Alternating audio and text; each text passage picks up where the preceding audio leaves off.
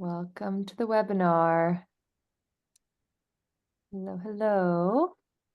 We have a big group of folks joining us here today from all around the world. So if you are an artist, which I'm assuming most of you are, please go ahead and introduce yourself in the chat. You can drop your Instagram, your Cohart profile, your personal website. We want this to be an interactive conversation today. And part of the beauty of Cohart is that you can build community with one another and that you can all connect here in the call. So we're excited to have everyone jump in. And we are honored to be here today with Paul David Henderson. He is a jack of all trades and he does a lot, but one thing he does specifically is works in the art world as a collector. He supports artists. He works with institutions, galleries, fairs. He's very integrated in the art community, and he's kind of been like an artist coach as well. So he's worked one-on-one with artists, especially he collects from. So today he's going to share some insights with all of you. We're going to keep the conversation to an hour. We'll be respectful of time and everything will be recorded. So if you need to jump off, no worries. We're going to send a recap. And Paul will present for the first half of the convo, and then we'll dive into Q&A. So again, we want this to be like a very unfiltered, just like raw conversation. So any questions that you guys have as we dive into the presentation, you can drop them in the chat and we will ask Paul at the end. So yeah, very excited to welcome you here today, Paul. We'll start, I'll just hand you the floor. I'll be your MC going through the presentation, but thank you so much for joining us. Oh, thank you for having me. I'm super excited. I love all things art and I love Cohart. And I'm really excited to meet the community and folks that are thinking about Cohart, that are participating in Cohart, and want to learn more about how to leverage both Cohart and the people that are buying and collecting their arts. Because I think it's really one of the overlooked areas that many artists just miss. And there's some great opportunities if people know what to do and how to do it. So thank you for having me. Perfect. So can you see my screen, Paul, if I switch between I screens? can, yes, Oh, yes. great. So I see that for crazy picture of me that looks like I'm praying to the Lord in there. I don't know how you guys even found that picture. I hate that picture. I think it's a great one. I think it's great. Yeah, let's just start with you. Tell us about yourself, tell us about your background, and let's just dive in. Sure. My name is Paul Henderson. My pronouns are sexy and dangerous. I am a collector, but I am also an artist advocate. I'm a curator. I am a lawyer. I am now a museum trustee as well. I kind of do wear a lot of hats, but my background has been as a creative a lot. I went to school. I worked for California Lawyers for the Arts for a while, which was a big shaping momentum for me, learning and understanding the business side of both the entertainment industry and the art industry has been really important to me.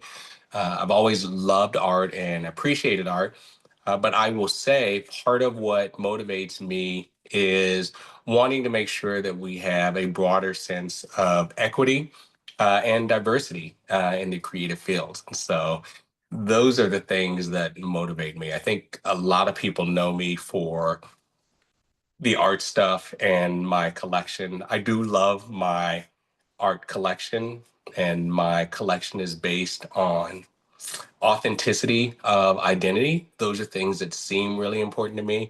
I work in part in entertainment.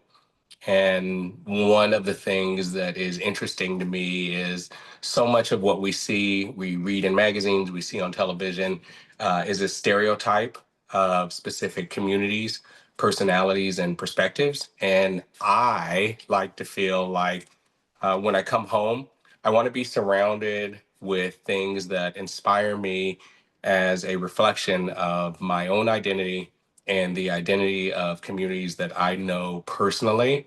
And I want to see that reflected in pieces around me. And so collecting is always at the core of what I do and how I do things. And it just seems more interesting to me to have a definition of a house that is defined by art. I think houses aren't anything except what they have in terms of art, because the furniture that you see in everybody else's house is furniture that you see all the time anyway. The only things that set them apart is how they're decorated and what kind of art they have. It's a real reflection of identity and personality to me. So at the core, everything is collectors, and in collecting, wanting to uplift voices of artists and wanting to make sure that they have the opportunities that I think that they should have, with so many things that they don't get taught as artists, that they don't learn in art school.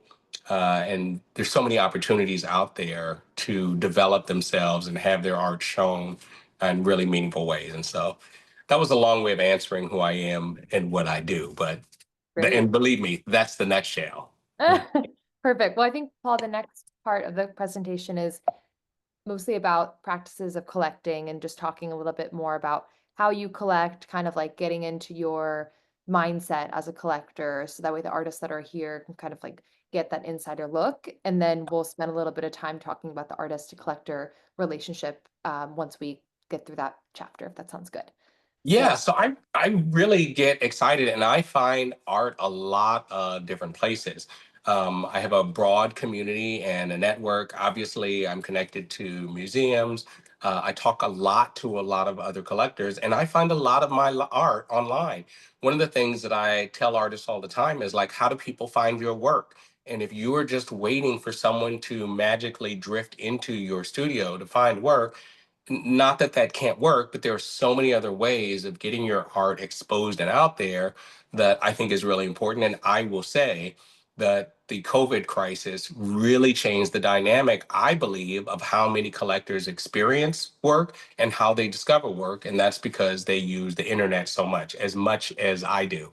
I think what really changed during COVID was beyond just having work that gets shown on the internet, there was pricing available on the internet. And that really changed the dynamic, that took away the misunderstanding that so many people had, especially collectors, about I see a beautiful piece, I have no idea how much it costs. I just presume it's going to cost $50,000. And then when you look and you see, like, oh my gosh, that's actually not $100,000. It's not $2 million. Here's an original piece of work that I like, and it's something that I can collect or something that I'd like to live with. I think that changes things. But I will say, for me, I find as a collector, and a lot of the groups that I'm a member of that have collectors, one of the big ones is the Black Collectors Guild.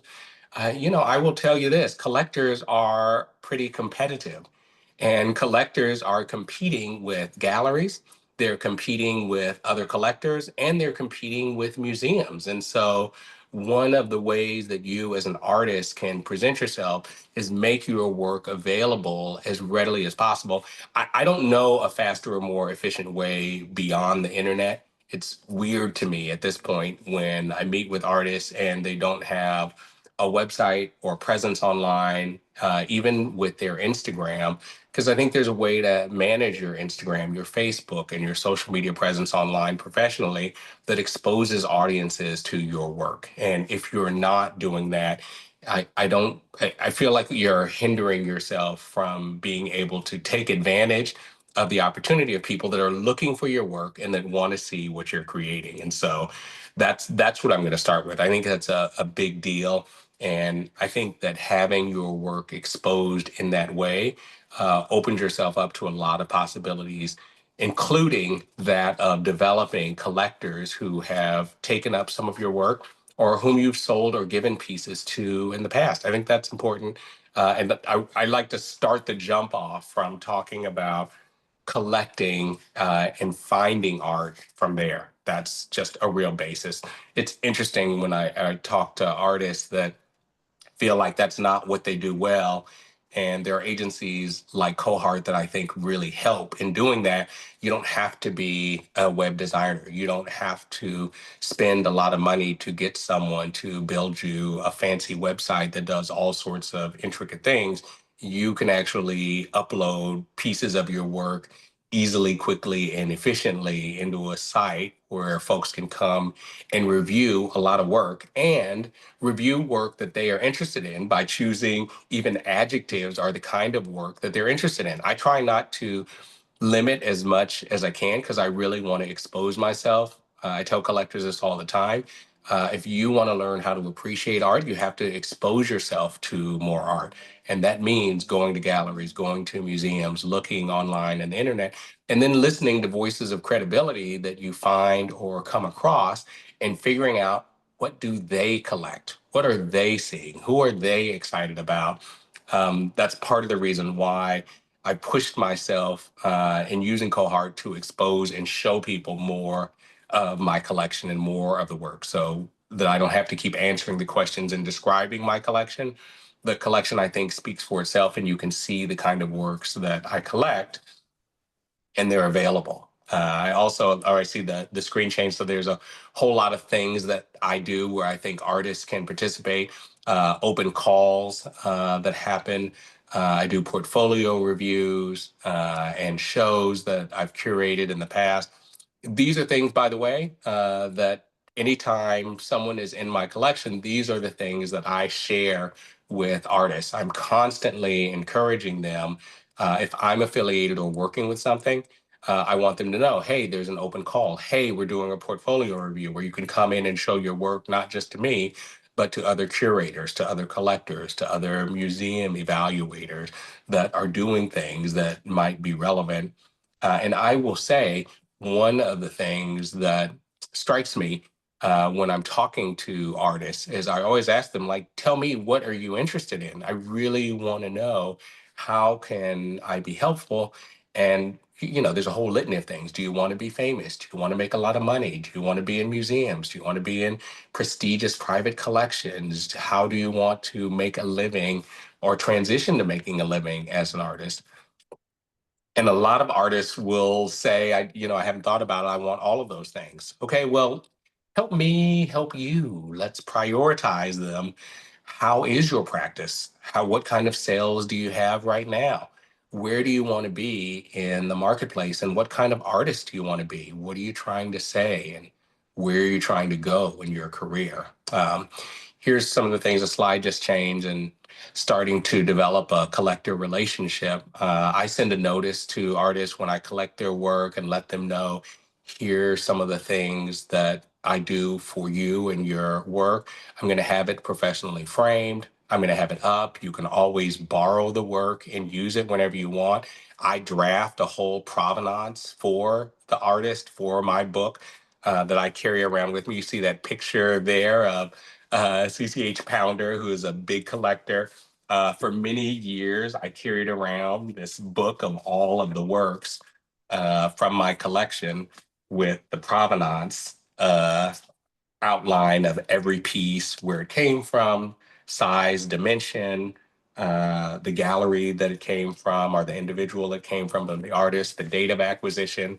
And then I also carry in the back a whole little valuation of each of the piece, what I acquired the piece at, what its value is. But that book used to travel with me everywhere, and I would show it to people to introduce other people that asked. And I will tell you that that little book of mine that I created, museums reviewed the book, galleries reviewed the book for new talent, big collectors reviewed the book. What's really interesting is Cohart actually changed it. I was working with another big agency, I won't say the name because who cares, that had asked me to put my collection onto their website, and I did, and it was a very prestigious and big, well-known website. However, I couldn't access it easily, and no one else could access it easily, and that wasn't helpful for me. So I switched over to Cohart, and now I carry around a little iPad mini.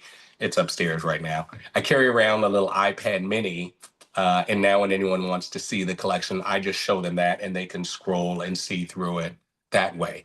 But that gets viewed a lot from a lot of people because that's one of the first questions that other collectors will ask me. Who's in your collection? Can I see your collection? Well, here you go, and now you can see it. And many of those artists, if they are also on Cohart, well, may and could have works available for them to follow up. And I discover so many new artists from looking at the collections of others. When I find voices of credibility for people that are doing interesting thing in the art world, I look to see, hey, here's a new artist that I hadn't seen before. And the first thing that I do is go to the internet to try and find out when and where I can find more information about that artist, which is why I would tell you as artists how to leverage that with collectors to turn them into the same types of advocates is to empower them with the tools of things that you already have. And that means when you give your work, after you've sold a piece of work, you can write your own provenance or information about the piece to the collector so that they already have it. That really helps share information because people ask all the time. I really try to do as much as I can to highlight artists as frequently as I can. You see here on one of the screens, I'm on air frequently as a legal and political analyst for a number of networks. Every time I'm on, I curate a different space in my house to shoot and then rearrange and curate art behind me. And that's actually the same location I'm in now, but you'll see that the art is different from what I'm showing there than what I have today because I rearranged specific arts because I wanted to show several more emerging arts around me in my profile. Hey, these are small things, but it's 7 to 10 million people every time I'm on air. And I will tell you, half of my inquiries on Twitter and half of my inquiries that come through Instagram, because I love the gram, because it's so visual, are about who is that artist that you were featured? Who is that in the corner? Who is that near the ceiling?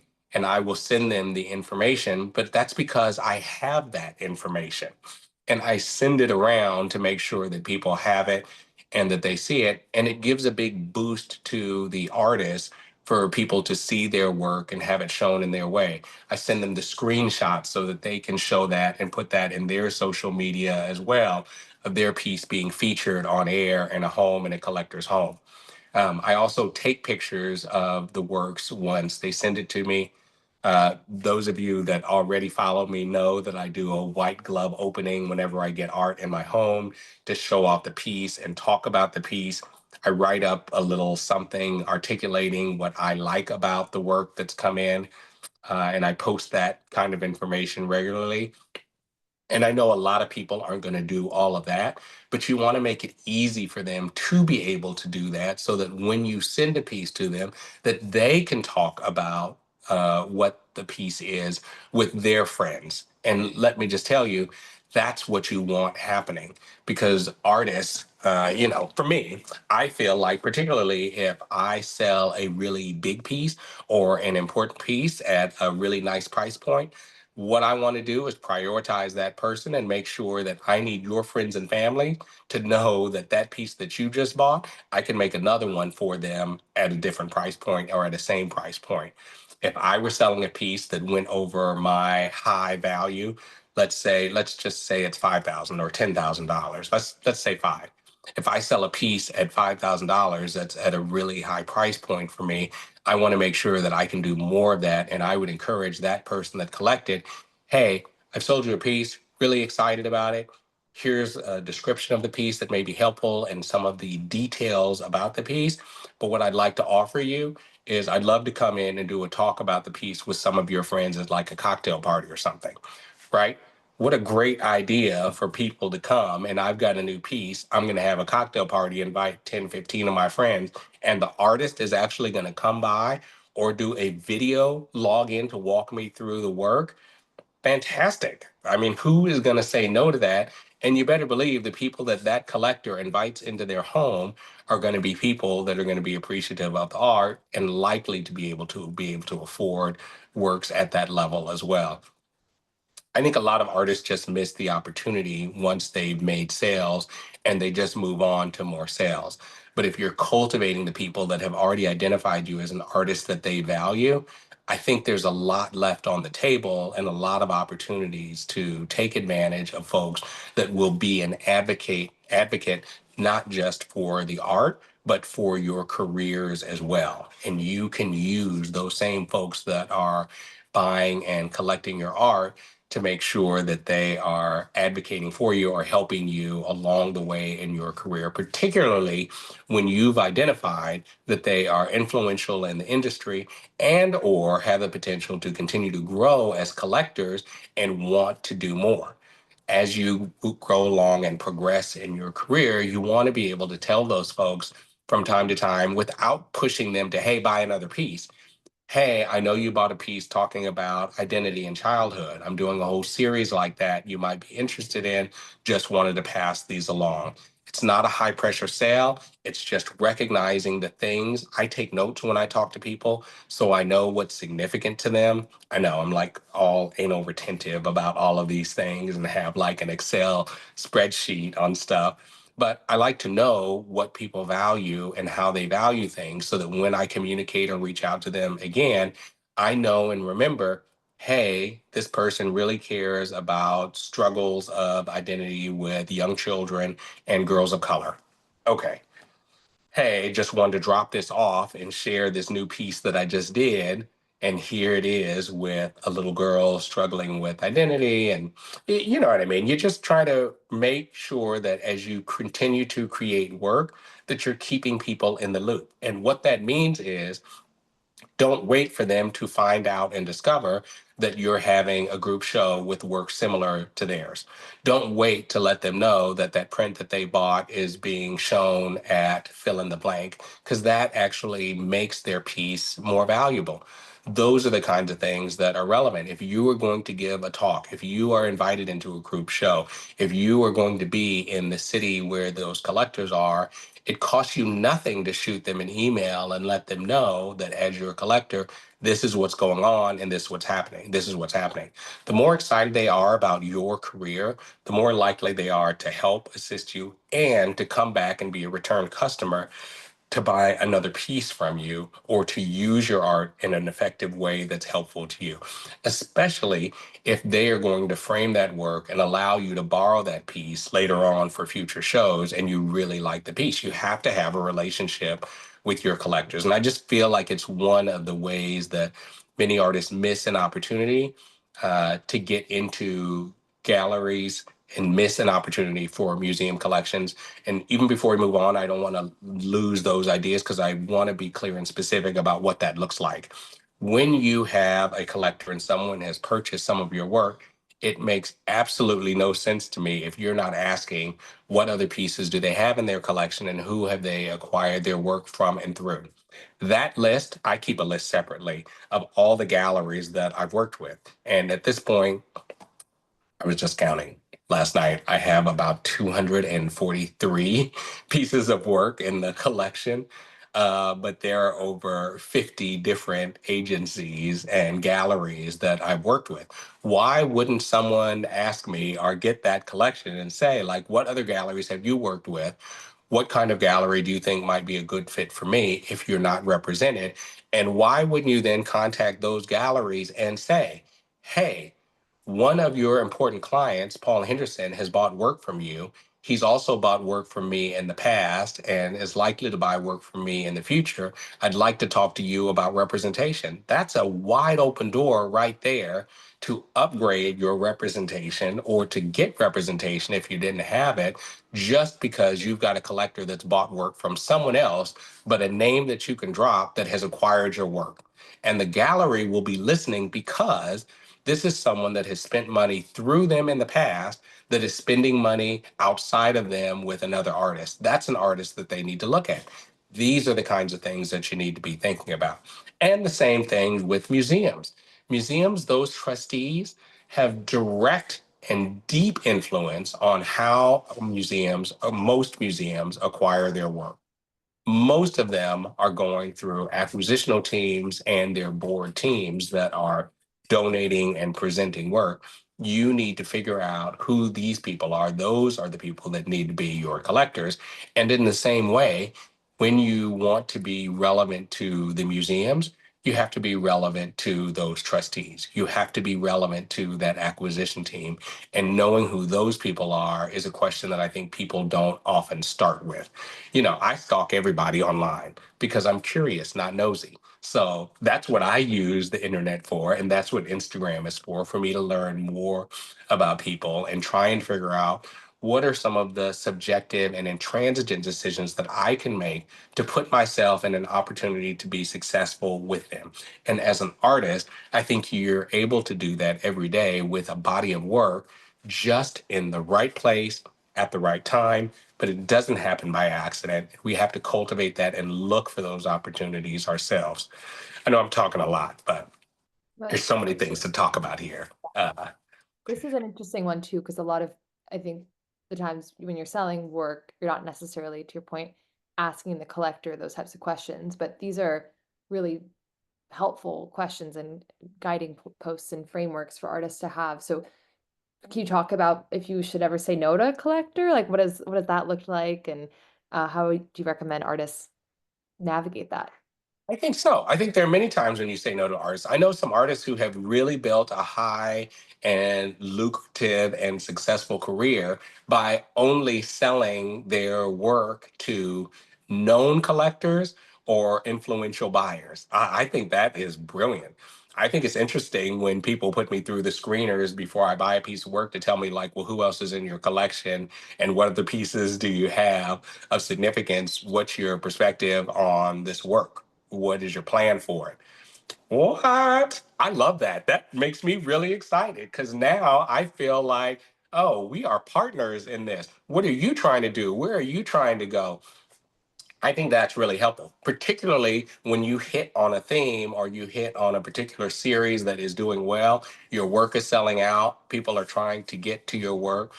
You have your first show or a big show, and a lot of your work is selling really fast and quickly, and some of your best pieces that you want to keep and hold on to. I understand that natural inclination to, I want to hold on to this work. I think it's great and I want to keep it forever. But you may miss some opportunities in doing that by not cultivating or by being able to cultivate an important collector that's going to actually help your career. As I said, I know artists that would not sell generally or to the public except with collectors that they had screened to take their work. And some of the ways that they have done that go beyond even just the collectors. Some of those artists, when they get hot or when things are happening well for them, won't sign with a specific gallery either. They will tell the gallery, I will work with you temporarily, but I'm only working with you because I know you have a booth at Basel. I'm only working with you because I know you have a booth at Frieze. And so you can have 3 pieces for Frieze and we'll just see how it goes.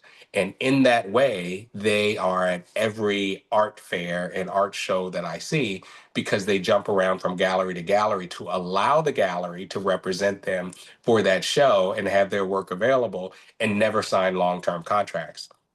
It's not so easy with the collectors, but it's in the same way. I would certainly construct some sort of deal with a collector that says, listen, I will sell it to you, but I want access to that piece because I want to use it for some important shows. And I think it shows the wide range or is really reflective of the type of work that I do. But that's just from thinking of it to do it. And in that way, sometimes not all sales are good sales. People will try and take advantage of you or take work from you just because the opportunity presents itself. And you don't want all of those people to actually have your work, which is a representation of you. I don't think that it's a mistake to feel like, oh, someone is just going to buy that piece and then no one's ever going to see it again. This person has too many pieces of work or not enough pieces of work. It's going to go away and I won't see it again. But I think those are conversations that you can have with your work to talk about people, and engaging, I think, makes a difference in terms of outcome when you're an artist, to talk to collectors and explain, here's a little bit about my work. Here's what I'm trying to do. I'm really trying to place my work with people that I think have the same vision for what I'm trying to do with my career. And just to have that conversation to balance it out against the need that we have every day. Of course, we have to make money and live. But sometimes it is actually helpful to say no to a collector because you need the work or because you won't be able to work with that collector or use that piece in the future and you may need it. So, it's a mixed bag and it's case by case, but I have seen instances where artists have done very well by being more selective about their work that's available, particularly when they make work. Let's say their work is selling at 50, $60,000, $10,000, but they want to make work more accessible for their own community or for where they did their residency or for a fundraiser, and they'll discount those prices. I love when those artists reach back out to me and I can tell them, I work for the government, so I have to save my little pennies. But people will say, hey, I have a piece that is actually affordable that's going to this auction. Hey, I have a piece that is discounted because these are my studies and I'm only making them available to my favorite collectors. And of course, you as an artist, everybody you talk to is your favorite collector. Trust me, collector egos are like everyone else's. They want to hear it and they want to work with you. They want to know that you're offering things that are available to them at a special rate or at a special access. Those are the kind of things that work because it's as much as you want to and can say no to collectors, it's more important that you're saying yes to the right collectors, to the people that will continue to invest in you and continue to support your practice and your work. So. Totally. I think this kind of dovetails into the next one about relationship building and yeah, about sharing your process, your questions, your growth, really opening up yourself as an individual. Can you talk about that a little bit, Paul, in terms of what you think artists can do to be successful there? Absolutely. One of the things that you should be doing as an artist is as you're developing a relationship with your collectors, being able to draw from them as a resource and see who they are connected to. I'm connected to a lot of other collectors. I'm connected to galleries, I'm connected to museums. I think that's really important. Let me just tell you this little secret. Google is your friend. You can Google all the people that are buying your work. You don't even have to tell them. Just go onto your computer and you can see. But you want to have a relationship with your collectors for so many reasons. One, they can buy more work from you. Two, they can be advocating your work so that other people are buying work from you. And three, they are a resource for you when you want to have, let's say you get a group show or you have a piece that you know would be perfect for a group show for consideration, but you've already sold it. You have to have a relationship with that collector that you've met before, and you don't want to wait 4 years from now to say, I had the perfect piece, but it's with this collector and I haven't spoken to them in 4 years. That's a difficult first conversation to have.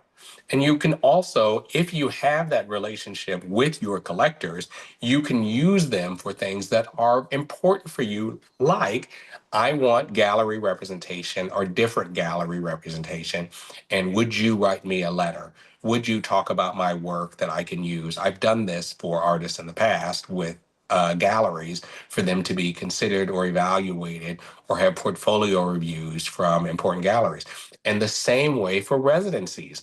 I ran a residency that was outside of the United States that I had tried to put all the collect all of the artists that I knew in when they had the opportunity. It was like, hey, here's something that I'm working on. I'm on this board. I want you to be available. But I've also written letters of recommendations for residencies for artists that have asked me for places that I didn't have connections to, but I knew some of the people. I mean, I wasn't connected to officially, but I had connections or relationships with the people that were there or had contributed to the people that were on the board.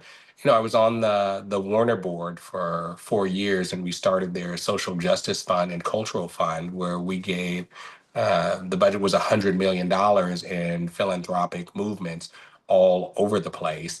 That opens doors for people to listen to me when I write them a letter and say, hey, we've given you $500,000 or $1 million. I'd like to recommend this artist to your organization or your residency. If that's helpful, let me explain to you why and how this artist is amazing. these are the kinds of things that you can do if you're just thinking about who these collectors are when they walk into your room. And you don't ever know, but that's why I said Google is your friend. Put a little bit of time and energy into learning who these folks are that are contacting you and making yourself accessible so that people can understand and appreciate the kind of work that you're doing. Especially when I will say one of the frustrating things is, I'm going to do half the work already. I'm going to reach out. I'm going to send a message. I'm going to tell you the work is beautiful. Please tell me what's available. And you get no answer, or there's no work available. It's just the one piece that I found or saw that someone else saw, and they don't have a website yet and they're working on it. Okay, well, put something together. Here's some PDFs. Here's some screenshots. Hey, let me let you do a studio visit and have a conversation, and you just hold your phone up to show some of the work. You got to kind of do it. I think a lot of artists feel like my job is to make some work, graduate from art school or not, and get a gallery, and then I'm done. But the reality of it is, you have to invest. I believe you have to invest a little bit more. And if you are intentional about where you're trying to take your career, you'll find so many more opportunities.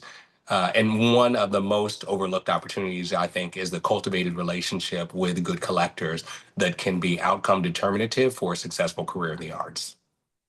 Amazing. And then when you're just getting started with your career, or you're not really ready to show the pieces yet, like how do you get over that hump of being intimidated, or talking about your work and sparking that relationship? Yeah, I think you have to build a community. And so you talk with other artists. I mean, you can look around and see in the talk right now, the other artists that are there that are doing the same thing, that are represented with you at Cohart, that you can have conversations about. And just ask. I mean, it's the open mouths. It's the people that have supported you early on, that you've given work to, that have bought work from you in the very beginning. You're sometimes at your family and friends to know, do you know people that are in the arts? How do I get their attention? How do I do these things? And I know it's hard. I get messages all the time from artists that say, hey, can you jump on a call? Hey, can you just do a portfolio review for me? Hey, can I meet with you and show you my work? And I will say, the more successful those collectors, or the more well known those collectors, museum representatives, and gallery representatives are, the harder it is. But there are still ways to get to them, even the most popular ones. They go to and they have conversations like this where you can get some insights and follow up from them. I will tell you, let me just tell you the secret. Everybody is ego oriented, and you use Google to Google something about those people, they will talk to you.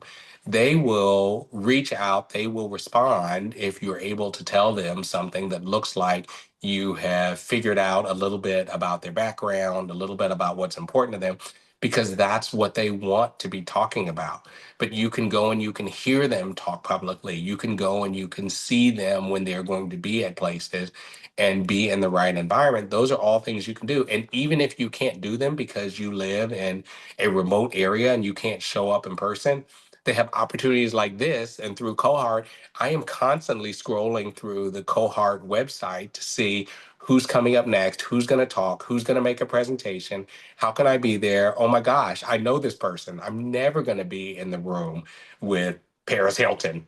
I'm going to wait till she does something, and I'm going to be in the room and just introduce myself. Hey, because these are the small tricks, or the small ways that you open the door to your networking opportunities that build your career. And it's never too early for that.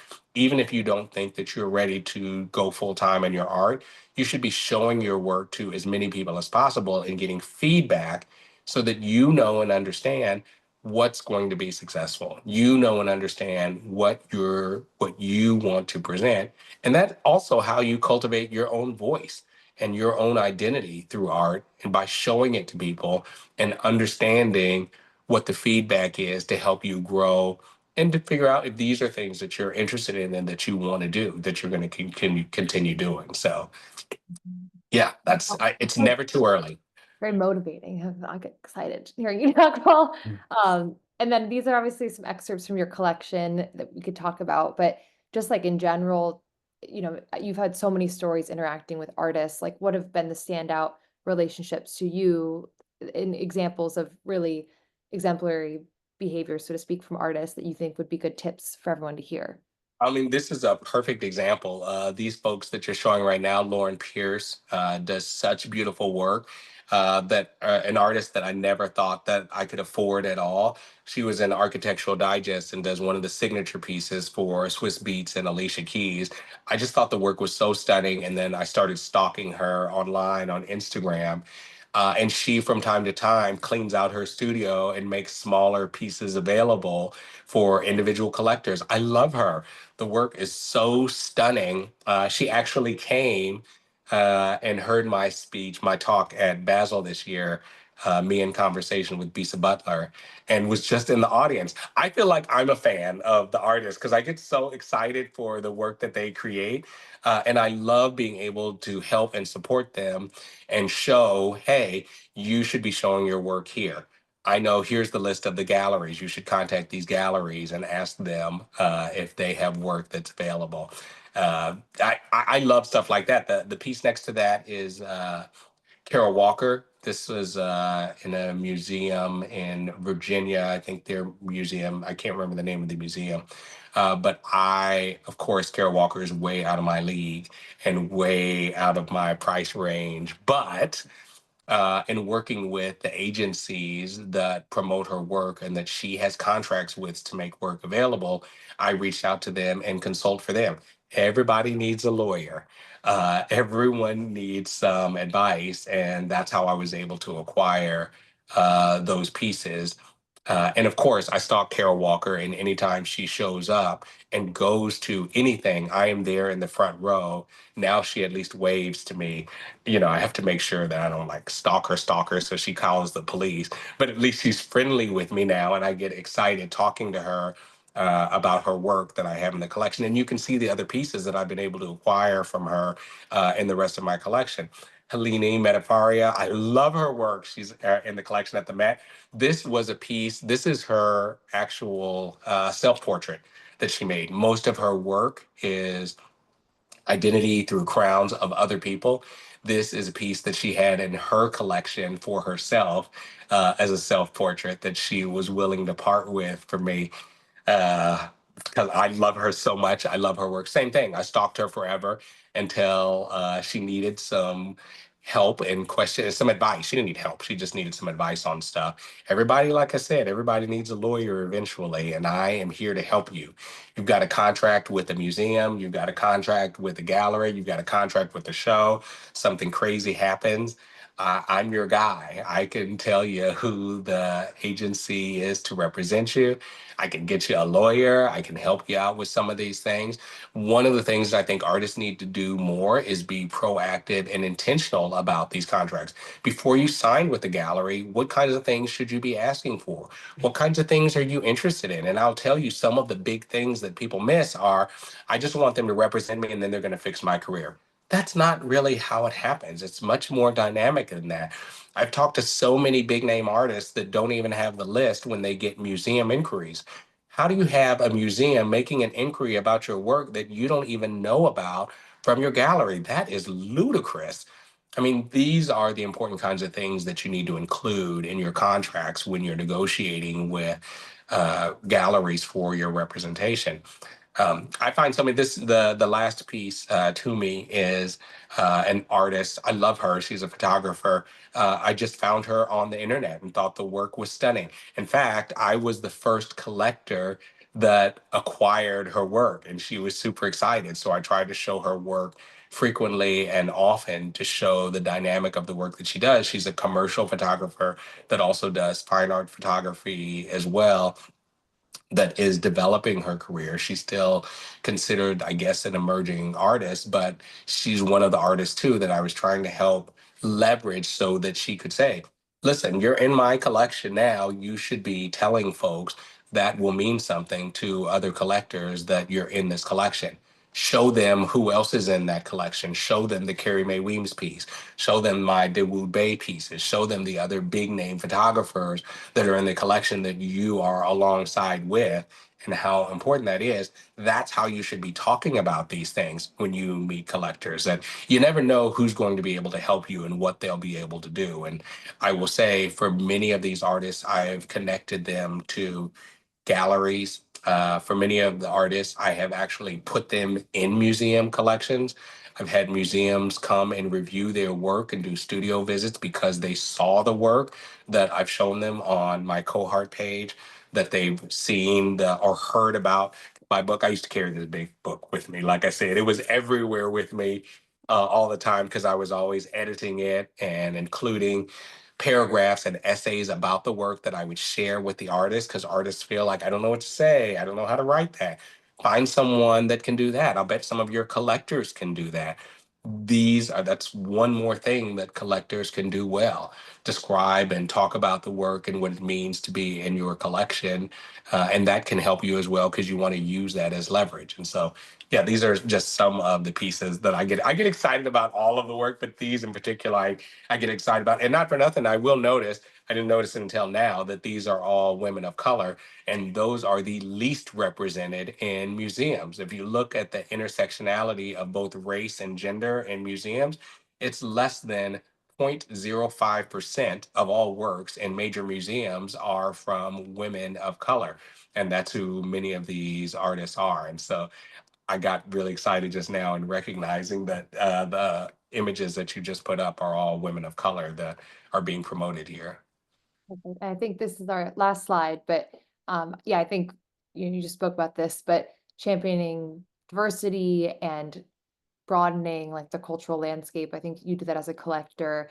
And I think it's just such an important perspective to share. And I, even as a founder of Cohart, like you mentioned, resonating with people like on cold outreach, I would reach out to investors and say like, hey, I'm a underrepresented female founder looking for underrepresented investors, and people always responded. Like even if it was a really notable partner at a venture capital fund, if it was a woman, they would want to talk at least. And so I think it's really important to just, yeah, look at people in the eye, human to human, and figure out what type of shared value that you have, especially with art being such a connective tissue.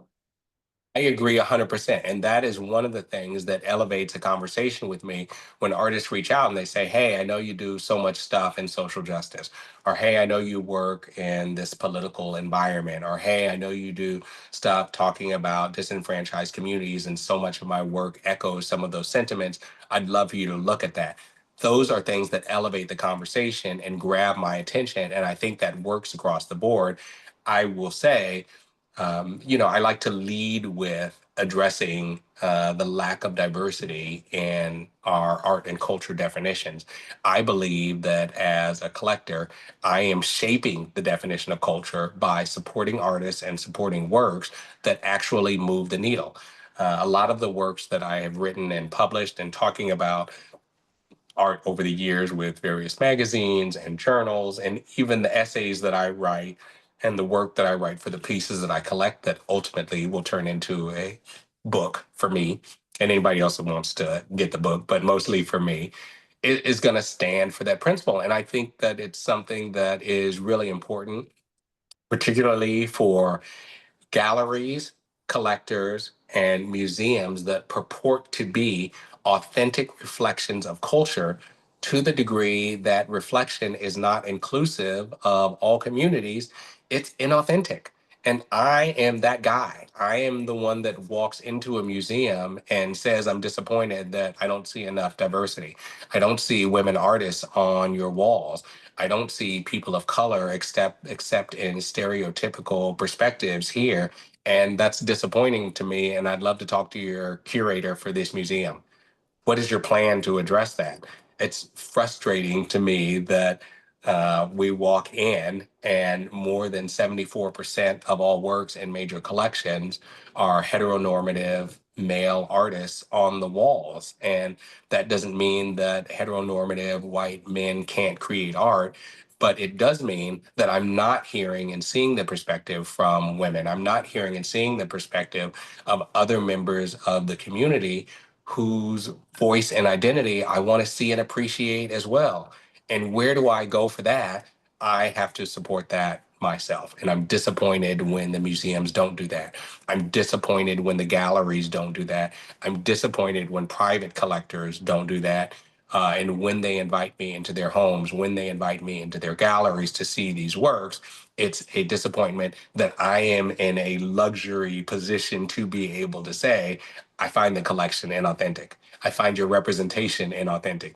You don't have enough women. You don't have enough people of color.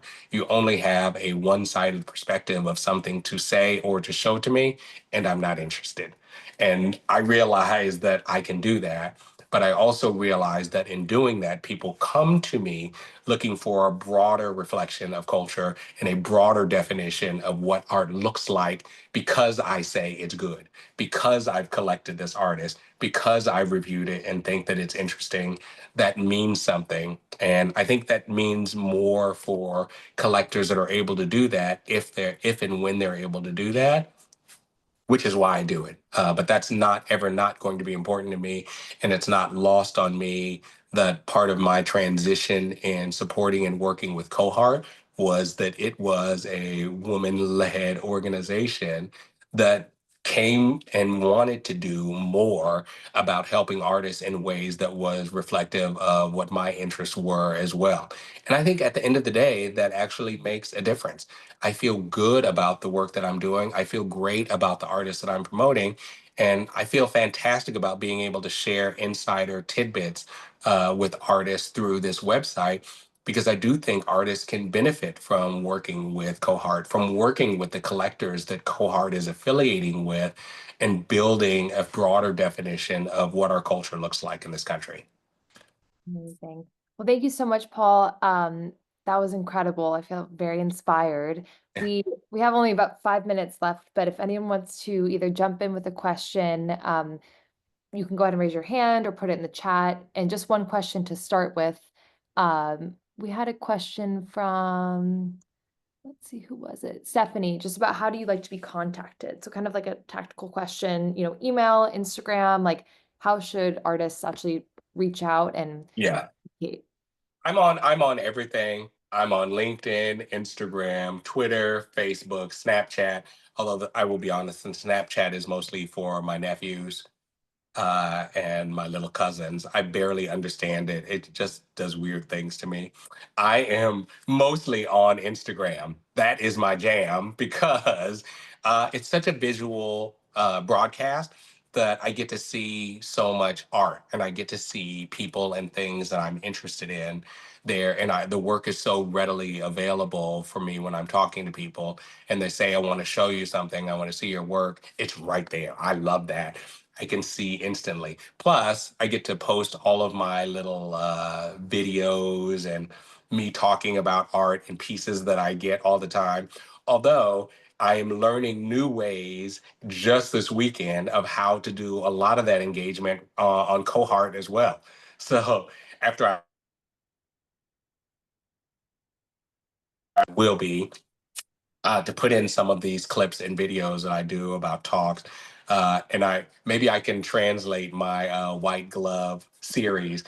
I do a whole white glove series where I open art and talk about art that I get that comes into the collection that it's me and my dog. She gets very excited about it because they involve treats. So I bring in treats and then she gets happy and wants to see all of the pieces.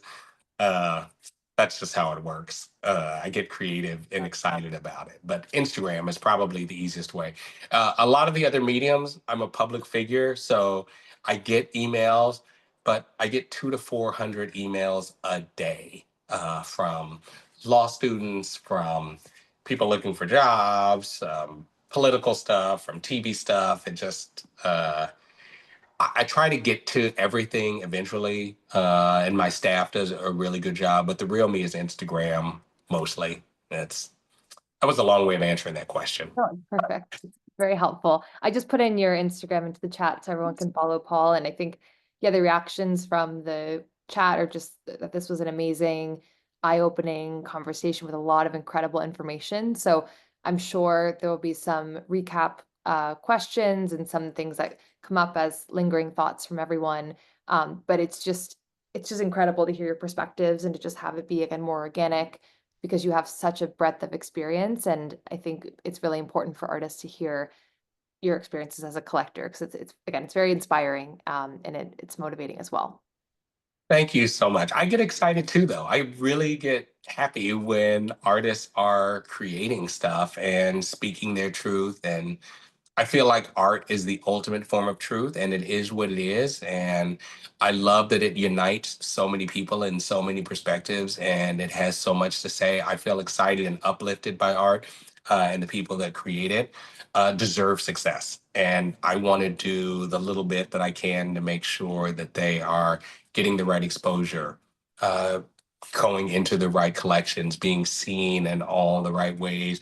And I love and feel strongly that Cohart is an important tool for people that know how to use it or introduced to the services that are easily and readily available. And so thank you for reaching out and allowing me this platform to talk to more folks and talk about my practice of collection and the work that I do.